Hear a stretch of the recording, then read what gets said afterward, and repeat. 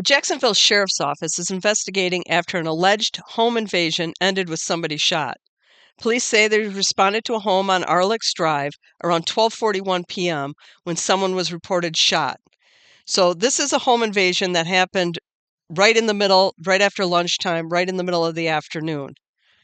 A man in the home, believed to be in his 70s, reportedly told police that someone armed with a gun broke in through a window in the back of the home. The victim said he was ordered into the back bedroom and forced to hand over his car keys and other valuables.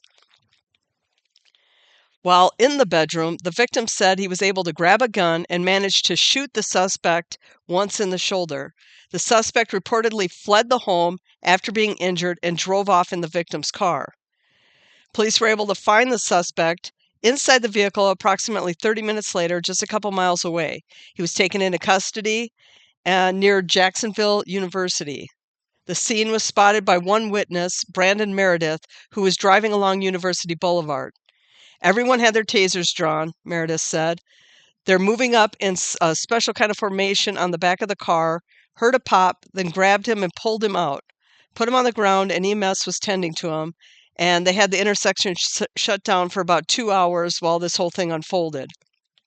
The suspect, who has not yet been publicly identified, was taken to the hospital by first responders for the gunshot wound and is now in police custody.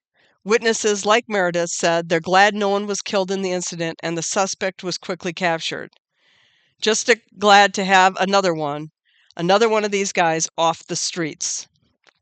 So this was a home invasion that happened in the middle of the day to an elderly man, and he was forced back. The suspect was armed, forced him to the back of the house, to the bedroom, where fortunately the guy was able to grab a gun and shoot the guy. The guy was asking for the car keys, and no one they're not really saying how the incident unfolded at this time, like everything that went on in that room.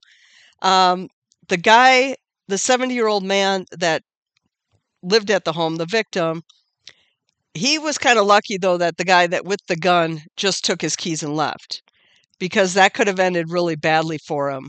I mean, the guy's in the house and you want to protect yourself, and maybe something was going on that, we didn't get in this report.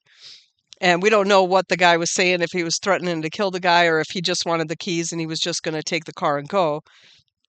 We don't know. And, but the 70-year-old man shoots the guy, which may have saved him, but that also is something that could have totally went the wrong direction if the intruder, the armed intruder, would have attacked him during all that. I mean, he had a gun too. We don't know if the gun had bullets in it. We don't even know if the gun was real. Oftentimes these guys just use fake guns that, toy guns or whatever that look like real guns. They're not even using, they want something that's going to make you think, or the gun doesn't have any bullets. But, most of the time they're going to have, if they have a gun and they're pointing it at you, it's going to have bullets in. And if you're shooting at them, they just as easily could shoot back. Now, fortunately for this elderly man, this worked out okay. And, the guy just took off in the car after he shot him in the shoulder. But this is an incident that could have gone a different way. And it doesn't look like there's going to be any charges on this guy for shooting the intruder. I mean, he was in the house and, the intruder had a gun and they caught the intruder. And it looks like for the most part, everyone's going to be okay.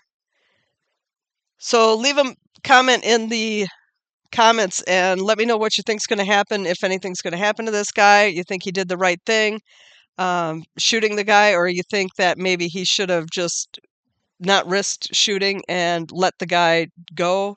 Obviously, we don't have enough information to really make an assessment on that, and we weren't there. So the guy apparently felt like he needed to grab his gun wherever it was at in that room. He felt like he needed to grab his gun and shoot this guy. So maybe he was in more danger than what this story was telling.